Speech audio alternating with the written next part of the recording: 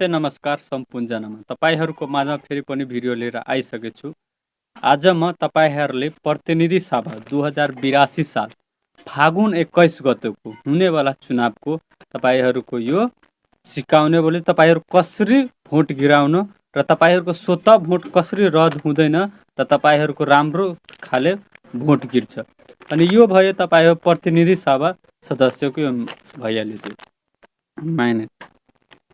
अनि तपाईहरूले यो भइहाल्यो। त्यसमा तपाईको प्रदेश जिल्ला स्थानीय त कुनमा पर्छ यो सब फिलअप गरेको हुन्छ र तपाईहरूको वार्ड र तपाईहरूको मतदान स्थल र यसमा मतदाता सङ्ख्या र यसमा मतदाता क्रम यसमा तल तपाईहरूको अधिकृतको सिग्नेचर हुन्छ।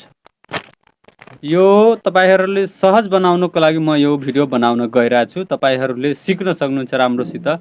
अनि तपाईहरूको यो भइहाल्यो। तपाईको जुन पार्टी राम्रो लाग्छ, जुन पार्टीको नियम तपाईको गाउँ ठाउँमा जुन पार्टी राम्रोसँग काम गर्छ, जुन व्यक्ति राम्रोसँग काम गर्छ त्यो व्यक्तिलाई तपाईहरुले भोट दिन सक्नुहुन्छ।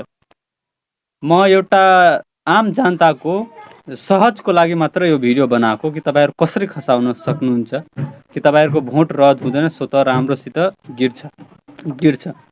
अनि तपाईको यो बोर्डर साइड भयो, यो भयो तपाईको जुन पार्टीको हुन्छ नि त्यो पार्टीको चिन्हमा पनि सट्नु हुँदैन। त्यो साइडमा यो बीचमा हुन्छ नि यस्तो त तपाई राख्न सक्नुहुन्छ।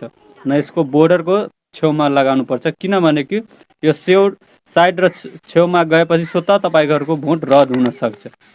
त्यसैले सचेत भएर तपाईहरु भोट गिराउनु होला। अनि सकेसम्म तपाईहरुले राम्रो मान्छेलाई भोट दिनु। अनि यो दारु मास र जात जाति र किन जेनेरेसनको भविष्य उज्जवल होस् भनेर गिराउनुस् र तपाईहरु निष्पक्ष भएर गिराउनु, कसैको डर धम्कीले नगिराउनु। धन्यवाद।